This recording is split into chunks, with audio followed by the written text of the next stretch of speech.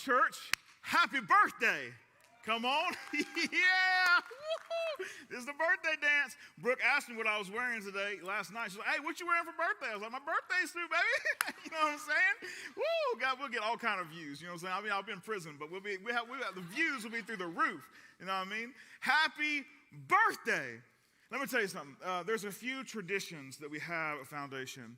And most of them are silly and nonsensical, and none of them have anything to do with Jesus, honestly. Of all the traditions we have, and which is, I think, pretty typical for churches. None of the traditions really have anything to do with Jesus. We just think they do. But this is one that's really important to us, and I'm saying, no, we're still going to do it. It's the family picture, okay? So we're supposed to have a family picture every year, birthday Sunday. Usually, if you've been here, birthday 1 or birthday 2, what happens is we get a crane, and it goes outside. And, of course, we already had our 9 o'clock gathering, so that wouldn't work anyway. But everybody stands outside, a few hundreds of folks, first year, second year, big. And we stand out there, and everybody looks, and we smile, and we say cheese, and they take this huge family picture. We can't do that because of Rona. So that's not going to happen. Because we wouldn't be able to fit everybody out there this way. Plus, 9 o'clock's already happened. And we got a whole boatload of folks watching online. And y'all can't get up here to take that picture. Y'all don't want to do that. So we got to figure out another way. So it just so happens that we have a church that we helped plant in Griffin, Georgia called City Church. It's like our little baby church. And, man, except they ain't a baby. They're like a grown man kicking butt, taking names. You know what I'm talking about in the city of Griffin. And they gave us a birthday present. They said, hey, here's the deal. We got this guy that we're in partnership with, and he has this technology. It's called Snappy Face. I know, it sounds great. It's incredible, right? Snappy Face. And what it does is it's a piece of technology on the back end. I'm going to give you a website here in just a second.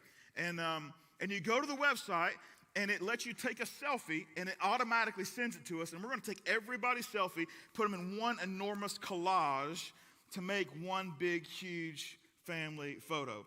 Now, I'm telling you, here's the deal. I know, for everybody out here that's not a mom, you're like, I hate family pictures. I'm being mama right now. I'm telling you, we're taking a family picture today. I don't care. That's it. And you're going to like it. You know what I'm saying? So get ready. This is what foundationnoonan.com/birthday. You don't have to do it right now. But today, we're going to start working, putting the collage together this afternoon. We need everybody to do it. Don't take a family selfie. That doesn't work because it's going to be really tiny once it's all done. And so we need individual headshots to make this happen. foundationnoonan.com/birthday. If you're like, oh, but I didn't fix my hair today or something, you can upload a picture. When you get there, you don't have to take one. You can upload your favorite little picture of your pretty little face. Just like that kind of thing. And then you'll be set to go. Okay, cool? We feel good? Everybody got it? Shake your head if you're going to do it. You know what I'm saying? You're not going to get a whooping for not doing it. Okay, great. Cool. Bowling. What a segue. Bowling. Anybody here been bowling before? Anybody here been bowling in the last, 30 days or so? It's expensive. What happened? We used to go bowling, and it was cheap. And all of a sudden, I was like, hey, Brooke, this is during Christmas break. I was like, hey, Brooke, let's go bowling. You know what I'm saying? Let's get out there and whoo, talking about, see that leg kick?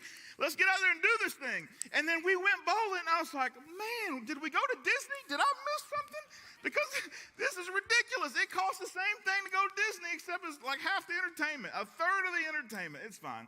When you go bowling, I don't know if you know this or not, but when you go bowling, you get a lane, and you put on your clown shoes, and you get your clown shoes, and you get your ball, and you get ready to go, but you got to make a decision. You can make a decision. Do you want to have those little bumper guards come out or stay in? Now, we have kids. We got a 7-year-old and a 9-year-old. Our 9-year-old, Emerson, he can hold a bowling ball. Our 7-year-old Hadley, she's tiny. And so when she picks up a bowling ball, she's like this. And, if she's going to do it, she's like, good. And there it goes. I mean, there ain't no swinging it. She just swing it, that thing will come all the way back. So we're sitting there having this conversation. And they're like, hey, put the bumper guards up. And I was like, I'm trying. Last time I was here, you just walked up there and did this, and they came out. And now you got this electronic. I'm not sure how it works. What happened was, Hadley took her ball over there. And Emerson was like, oh, we need a bumper guards. Bro, we need a bumper guards. And Hadley just goes, ga-doom. And there it goes. Rolling. Roll. 20 minutes later, right down the middle. Knocked them all down but one. Right? And of course, Emerson was like, I don't need no bumpers in. That's fine. I don't need no bumpers. And I was like, fine, we ain't going to do no bumpers. Bowling without bumpers, it's all right. Bowling without guardrails, that's okay. Church without guardrails is dangerous. He said guardrails keep you out of the gutter. Because if your ball goes in the gutter, you can't actually make any difference at your destination. It just rolls right past it.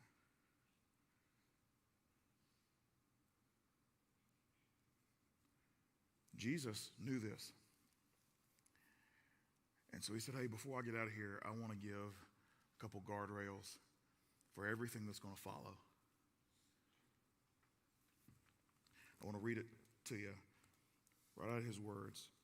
Jesus said this as he was about to go. He said, therefore go and make disciples of all nations, baptizing them in the name of the Father and of the Son and of the Holy Spirit, and teaching them to obey everything I have commanded you. He said, here's the deal. As you start this church, the church begins to give birth just a few weeks after this. And these are some guardrails. He said, hey, this is the deal. This is what I want you to be about. I want you to go. I want you to make disciples. Make people who follow me. I want you to baptize them. And I want you to teach them everything that I've taught you. And teach them to obey everything that I've taught you, right? Those are the guardrails that he set up. And from that, every church takes time to reword those guardrails in their own language. We know those restatements as a mission statement. We've got a mission statement. I bet you didn't know that. Actually, you probably did know that. We say it pretty often. Almost every gathering, that's how I conclude what we're about to do. Hey, as we get ready, let's make sure we refocus on mission. Here it is. Lead to Jesus. Make disciples. Unleash the kingdom of God into our community. Lead to Jesus. It's tied, it's a restatement of Jesus' guardrails. Lead to Jesus, baptizing them, teaching them to obey everything I've commanded you, right? That's that tie-in. Make disciples. It's verbatim. Make disciples. Unleash the kingdom of God into our community. Therefore go, right? So all we did was we took some words that made sense to us. We kind of reworded it, reconfigured it a little bit. We said, hey, this is our mission. These are our guardrails. This is our mission statement. Those mission statements are supposed to protect you from some problems. And I want to talk to you real quick about 3 problems, specifically church problems, with mission in particular, that aren't problems if they're addressed. So these are church problems with mission that will not be problems if they're addressed. Problem number 1, the distance between the know we should and the want to. The distance between the know we should and the want to. Jesus said, hey, here's some guardrails for how the church should operate. This is what you should be shooting towards. And we know we should. The question is, do we want to? And how far is the distance between the know we should and the want to? And how do we get those two things to line up? Because at the end of the day, if you want to be on mission, you got to be on purpose. You got to recognize, you know what? I know I should be on mission. I know I should be within the guardrail. I know I should be using the guardrails that Jesus put up. But honestly, I don't know if I really want to. To go, to be out, to teach people what Jesus taught. Some of what Jesus taught is very unpopular today. To baptize people? Isn't that kind of just weird? The distance between the know we should and the want to. Problem number 2, our readiness as a church. So when you look at the Great Commission, when you look at those first couple guardrails, specifically implied in there is if you've got to make disciples, that means they weren't disciples beforehand. If you've got to help make followers of Jesus, they weren't followers of Jesus ahead of time. Which means they were people that would consider themselves, hey, I'm far from a relationship with God. I'm far from God, right? And so when we start taking a look at that, then we know that Jesus' mission from the very beginning is focused towards people who are disconnected, disaffiliated, disenfranchised, whatever that is. Hey, there's distance. Which means that the purpose, the pins at the end of the lane are people far from God. That's what we're bowling towards. That's the target. And so if our want to and our know we should are lined up, the next question becomes, the next problem is, are we ready though? If you were to go sit at the courthouse and draw a 5-mile circle and radius around yourself, you'd find 59,125 residents in that 5-mile radius. 64 to 72% of that 59,125 residents are disconnected from faith. So again, if you know we should and you want to, line up. The next question is, are you ready? Because there's not a problem with people in particular. Let's just talk about this community.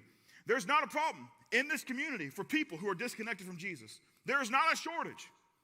In fact, the cup is just running over. It's just, boy, you keep pulling it and it just keeps going. There's not enough places to hold them, you know? Not enough places to hold them. So the question becomes, if you know we should and you want to, lines up. What does it look like to be ready? Because they will come. People who are far from God will be searching in moments of being shaken. I'm looking for something stable. I'm looking for an answer. I'm looking for a solution. Man, they decide to show up. It's a big part of it. Are we ready as a church? What does that look like? What does it feel like to be ready to host people who are disconnected from faith? Problem number 3. Well-intentioned followers of Jesus have a tendency to take the mission of the church and make it about themselves.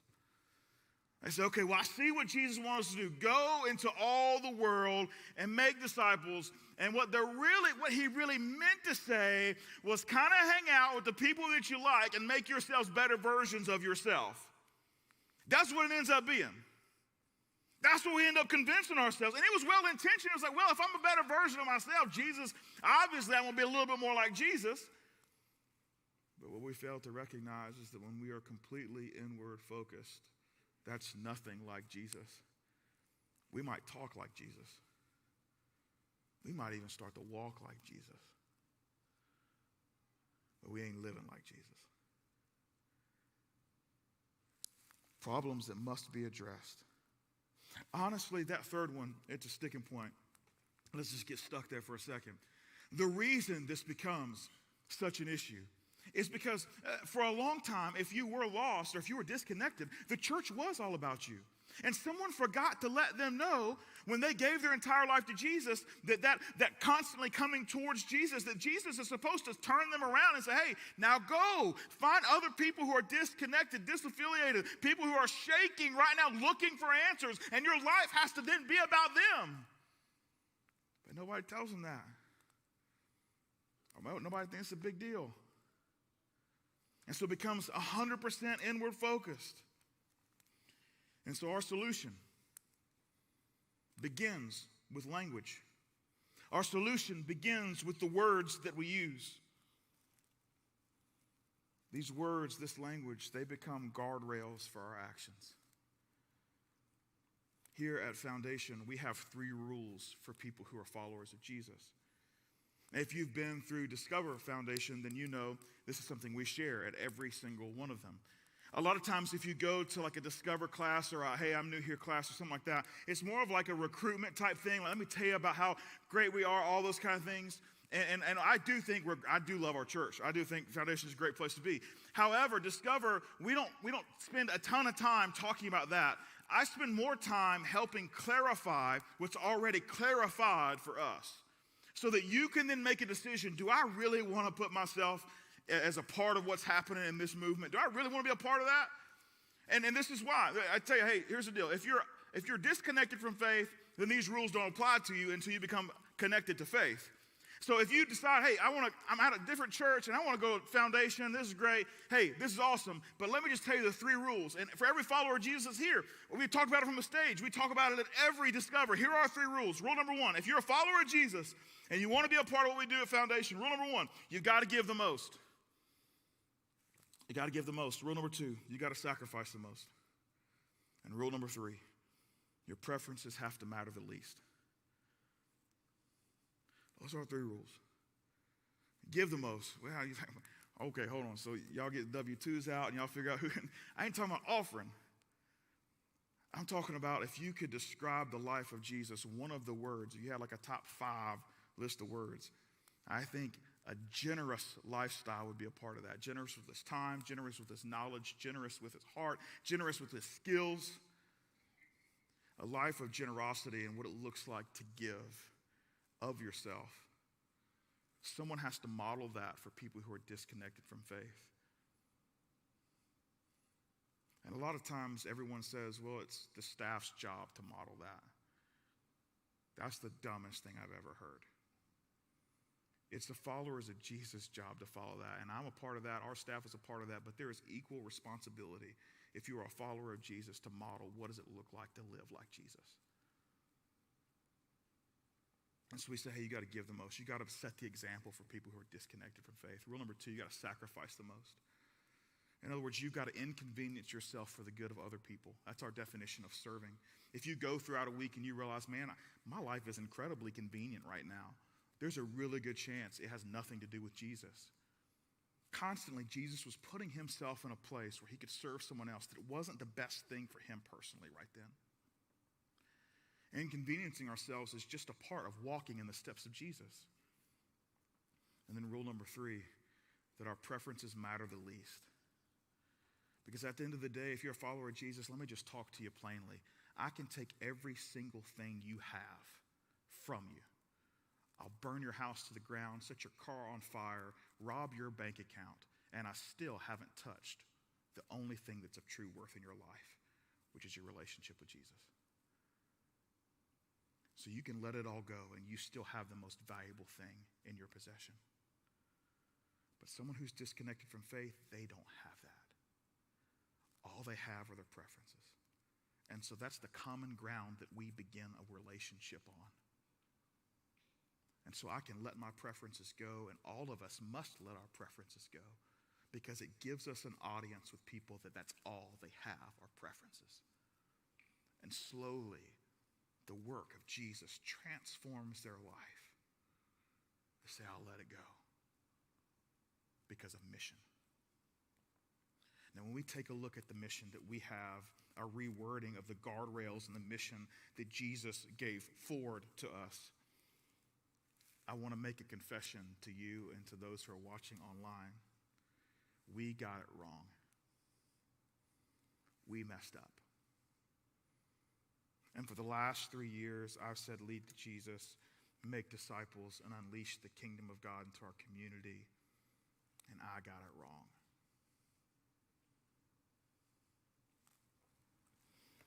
I think we need to clarify.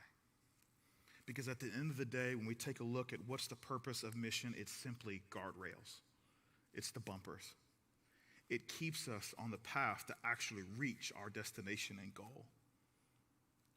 And so as we started to look at it, there was a couple of things that kind of stood out. Number one, everything that we do, we focus towards the one. When I say the one, there was a story that Jesus told about a shepherd who had 100 sheep.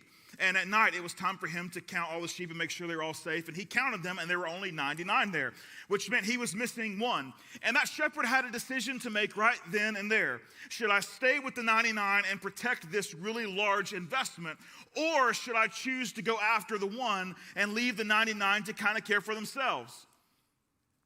And ultimately, to summarize, Jesus said, hey, here's the deal. Always choose the one. Always choose the one. If you want to be like me, Jesus said, always choose the one.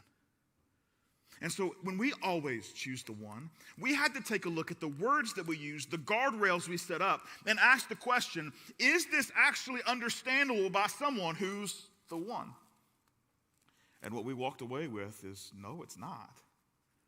It's not. Lead to Jesus, okay, that's pretty self-explanatory. But make disciples, if you're not a follower of Jesus, who uses the word disciple? And more than that, I'm not exactly sure I want to drink the Kool-Aid of the disciples. You know what I'm talking about? You picking up what I'm putting down? Like, okay, so that's your whole thing? You want to make disciples? Are we going on a trip somewhere? Someplace tropical? Is the juice red? I don't know. Unleash the kingdom of God into our community? What are we doing? Are we mounting up on a horse with a spear and saying, let's go? Are we going to conquer a city? I'll be honest with you, when I wrote that and we put it out, I'm like, man, I believe wholeheartedly, yeah, let's unleash the kingdom of God into the community. And people who are disconnected from faith are like, what are you going to do to me? Are you coming for me? You know, if you were to go to our website, most likely, maybe some of you spent time looking for a statement of beliefs or a core set of doctrinal statements. I get emails fairly regularly from people that says, hey, I'm looking for your doctrinal statement. Could you point me to that? I don't see it on the website.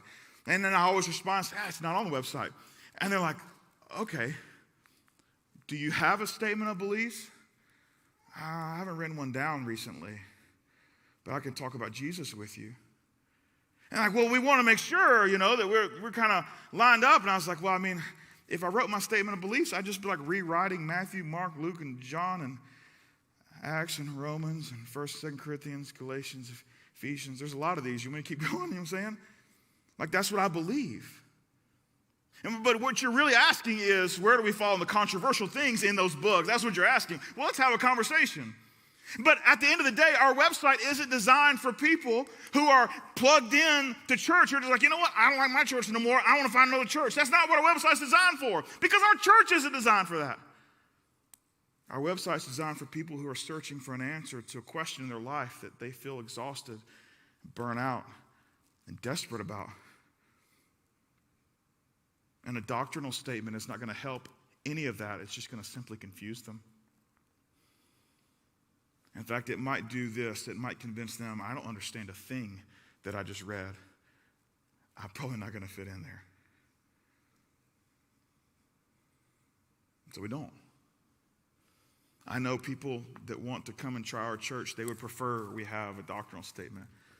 Lesson number 1 on rule number 3. Let's have a conversation if you want. Let's open the book and study a bit if you want to study it. So when we look at our mission statement, we have to ask those same things. What does someone who's disconnected from faith think when they read it? And so when we've taken a look, we realized that while I'm grateful for what God gave us in these first 3 years, I also recognize that He's been giving us much clearer language along our path that says the same thing, but accomplishes it in a way that the people who are disconnected, far from God, can understand what we're about. It begins with a "you belong here" movement. When we ask the question, what does it mean to have a "you belong here" movement, we have to ask the question, how did Jesus accomplish it? Because when Jesus says, hey, teach them to obey everything that I've commanded you, that means that those people, that they belong to something for them to then have an opportunity to interact. So how did Jesus do this? When we take a look at Jesus' life, how did he accomplish this mission? 3 different ways. He spent time with his oppressors, he invests in the marginalized, and he eats with the rejected.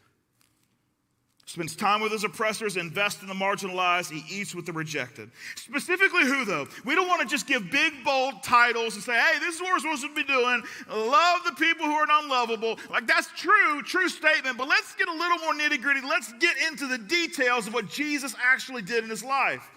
When we talk about the unclean, there was a lady who for a dozen years or so was completely, she just kept bleeding, right? As a woman, she just never stopped bleeding. And because of that, it made her unclean, and she couldn't partake or participate in the normal religious activities as a Jewish woman. She was just unclean. And until she stopped bleeding, which she didn't stop bleeding, she couldn't go and make herself clean to participate. And she finds Jesus in a crowd of people, and she reaches out and she touches just what he's wearing, and she pulls on it, and a miracle happens, and she stops.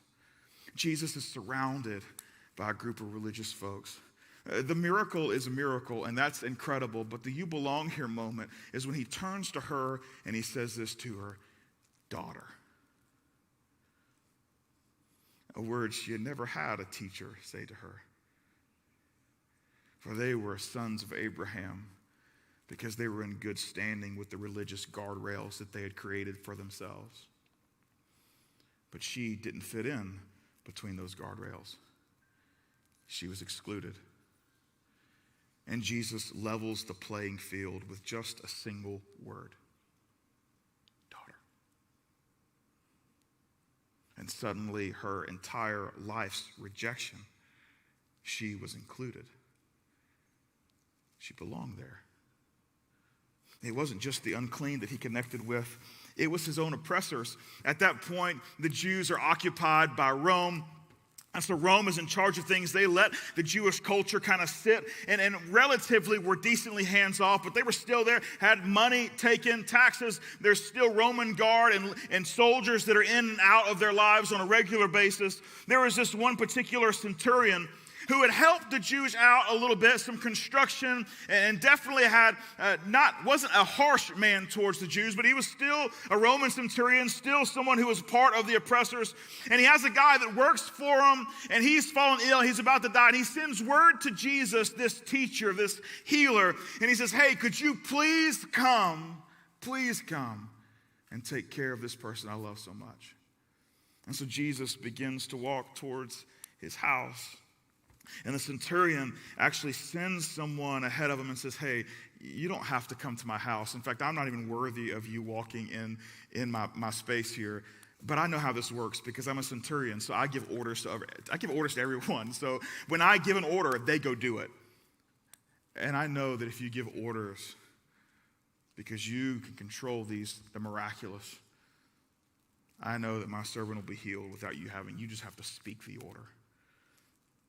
And then Jesus looks at these religious people again surrounding him, and he says something that just blows my mind about an oppressor. He says, in all of Israel, I haven't found a greater faith.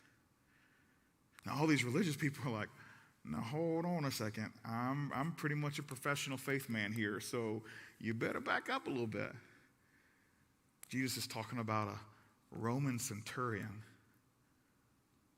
and highlighting his faith. Unheard of, unthinkable. Jesus wasn't just a part of the unclean or his oppressors, but also those racially different than him. He's returning home one day, and he has to go through a place called Samaria. And it wasn't just that they were different nationalities, they were different races. And there was a hatred between the Jews and the Samaritans, and they just didn't get along. They avoided one another's spaces. They avoided one another on roads, all of those things. But Jesus decides, not only am I not going to avoid them, I'm going to go to the heart of their city. I'm going to go to the place where they draw water from. And there's a woman there in the middle of the day with no one else around. Maybe it was intentional on her part because she just couldn't take the talk of being at the water cooler with everybody else.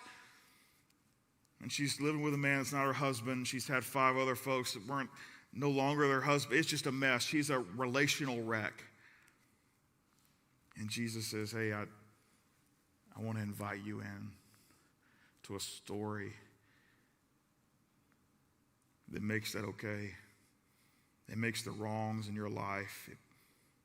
It brings some wholeness to it. It doesn't erase them in terms of the consequences from them. However, there is a guilt and shame that I can remove from you. And then he offers her a drink of water that if she were to taste, she would never thirst again. Of course, it didn't come from the well. It came from himself. Jesus says, I'll be with the unclean. I'll be with my oppressors. I'll be with those who are racially different than I am. Jesus, not only that, he hangs out with these folks called sinners, right? Like capital S sinners. Now, in our day, right now, we would say, hey, you're a sinner if you sin one time, like one small single thing, you stub your toe and out came that word, you imagine whatever you're going to say, and that right there, my goodness gracious, now you're a sinner. In this day, in the Bible, it wasn't talking about just everybody who's made a mistake towards God. It was talking specifically about the big sins. The ones that when you did them, like everybody was like, oh no, he didn't. You know what I'm talking about? Specifically, prostitutes and tax collectors. They put those people in the same category. Like, man, if you're a tax collector or a prostitute, you are a sinner. That's what they would say. And Jesus said, hey, those are the people I want to hang out with. In fact, there's a day, Jesus is walking around town. He's doing his thing, and he walks up to this tax collector. His name's Matthew. And as he looks at Matthew, he says, hey, you should leave this and follow me. Matthew, I'm sure Matthew was like, you got a lot of people to choose from, Jesus. And some of these guys are already pretty good religious leaders. I don't know if you noticed, but this is the tax collector booth. I'm like robbing people at the moment. So, you know what I'm saying? It doesn't say it in the Bible. I'm just imagining this is how it works out. But now Matthew gets up and he follows Jesus. That night, Matthew throws a party at his house, and all of his friends are there, and the religious people are watching Jesus interact with all these folks. And they actually say out loud, why is he constantly eating and hanging out with these sinners? Jesus responds. I want to read you Jesus' response because I don't want you to think that I'm making this up. He says this. On hearing this, Jesus said, it's not the healthy who need a doctor, but the sick. But go and learn what this means. I desire mercy, not sacrifice. For I have not come to call the righteous, but sinners. See, here's the deal. We're going to leave that up for a second. Here's the deal with what Jesus just said. He's talking to a bunch of religious people who think they have everything figured out. And he's hanging out with folks that in their mind, they're like, you shouldn't be associated with these people because you're supposed to be clean and they're unclean. This is not a good idea, Jesus. And they're asking out loud, why does he keep doing this? And he says, hey, because I didn't come to help out the healthy. Now, he's actually not calling them healthy. But he is saying, hey, you got it backwards. You think that you've got to worship correctly or sacrifice correctly to receive mercy. In their mind, that's the order of operations. Hey, you got to figure out this religious thing. You got to figure out these rituals. You got to figure out these traditions. You got to figure out the sacrificial system. And then because of that, you will receive mercy. And Jesus says, no. Here's the deal. I've come to fix their brokenness, to give mercy first. And then the result of that is they'll figure out how to worship properly. He said, I want to take what you've been building, these guardrails you've done, and I got to rip them off and put something else on there. Because you're doing it wrong. He said, I'm here to give them mercy before they ever know how to worship. It's this you belong here movement. But it's not just a you belong here movement. It's a you belong here movement where people are the destination. This has been a crucial guardrail for us as a church from the beginning. Our launch team was, if you want to be a part, started with my wife and I, and then grew to 4, and then grew to 6, and then by the time we started in February 2017, and then we launched in January 2018, so 11 months of community engagement and interviews and conversations with people. And over those 11 months, we didn't meet. We started meeting in October once a month for preview gatherings. But if you wanted to join and be a part of our launch team, you had to serve in the community once a month. It wasn't that precluded you from eventually coming to the gatherings once they started on Sunday mornings. But if you wanted to be a part of the launch team from the very beginning, we said, hey, our DNA has to have an outward focus. So once a month at a minimum, you got to be in the community. And so that grew to about 76 adults just prior to launch. It was a huge piece of who we wanted to be. People had to be our destination. The very first purchase that we made wasn't even a purchase that we made. People on our launch team foot the bill for it. We didn't have a bank account. We didn't have an office. We didn't have anything. And so we decided to buy an ice cream truck. I know it's brilliant. I know it's great. Like, you don't have an office? You should have an ice cream truck. Very first thing. And from that ice cream truck, we've served at 373 events. Handed out 69,995 pieces of ice cream, not including what we gave out this morning. It wasn't just that, though. Our first hire in October of 2017, he wasn't a worship pastor. It wasn't a children's person. The very first person I brought onto our staff was a community outreach pastor.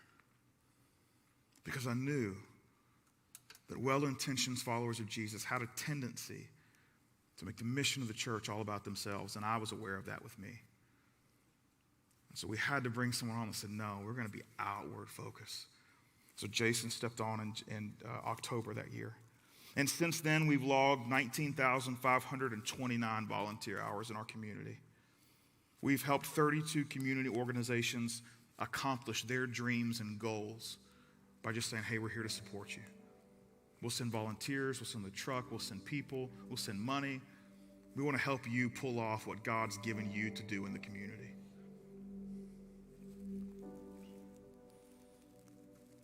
People must be the destination. Did you notice in the four folks that I mentioned, the sinners and the tax collectors, prostitutes, the woman, Samaritan woman, the racially different. Did you notice in those stories, the centurion, Jesus goes to all of them except for one. The woman reaches out and finds Jesus. But 3 out of 4, Jesus was going to them. It's doable. Some people will find Jesus by coming to Jesus. But the overwhelming majority of people, it's when we go to them and introduce them to a new way of living, a new way of life.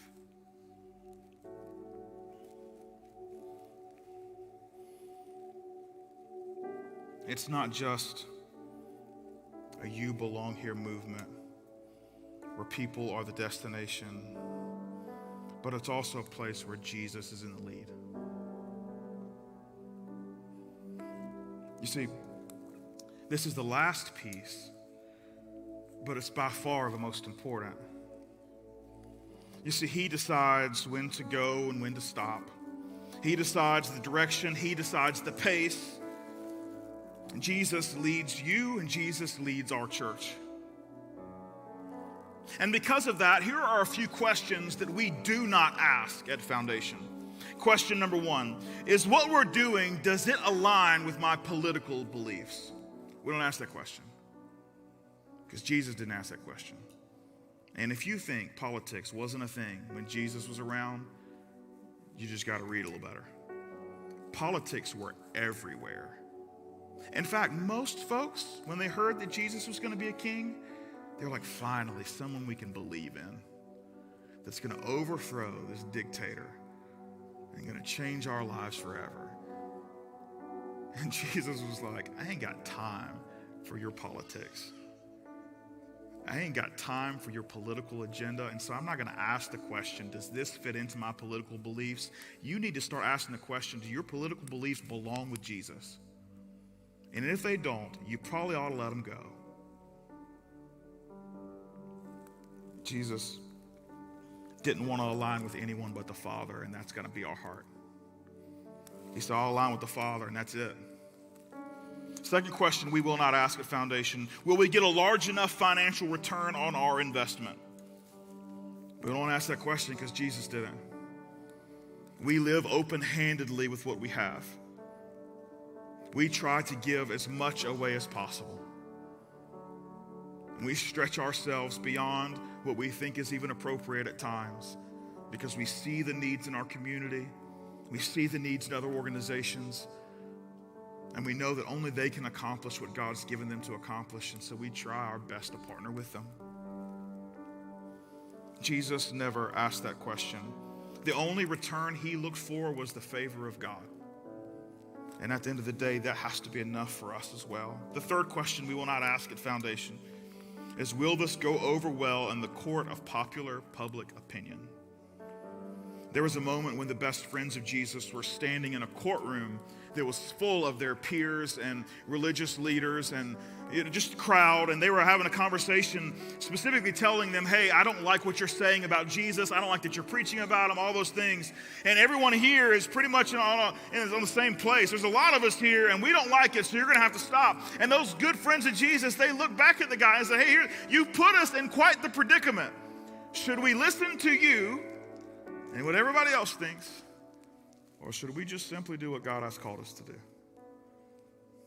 We say this out loud because our decision has already been made. We're just simply making you aware that we're going to follow the desires of God regardless of what the public opinion thinks about it.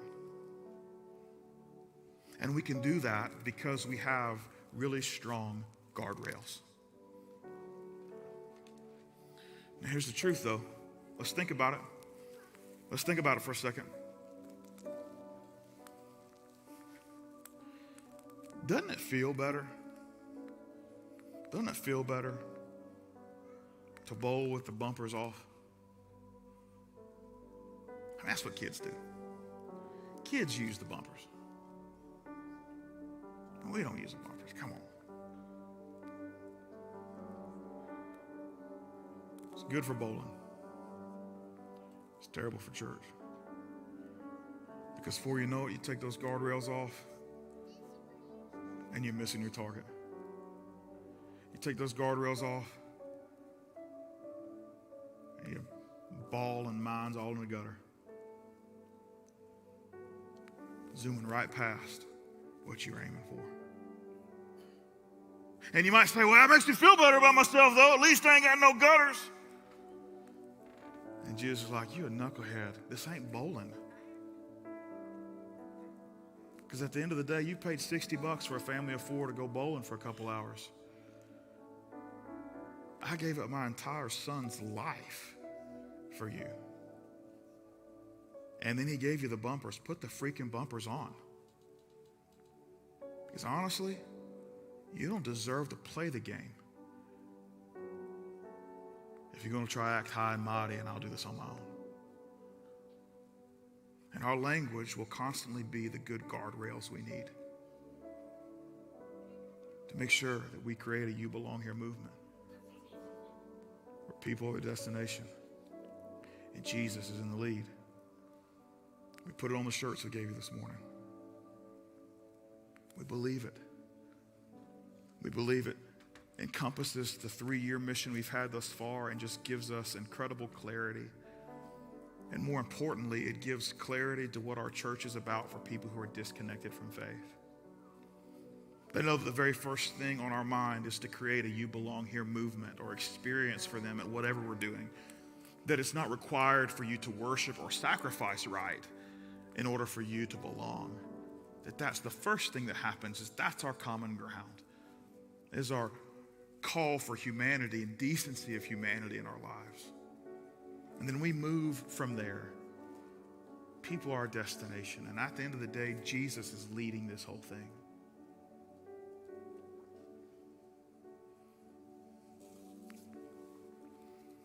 I think clarity is a good thing. I think it's also okay when you realize that you've said something wrong or done something wrong to stand up in front of people and say, we got it wrong. It was really good church language. It was really good churchy language. It was really good Vision Sunday language. But for people who are searching, who are shaking, who are doubting, who are confused, who are lost, it didn't bring the clarity it needs for them to begin that step.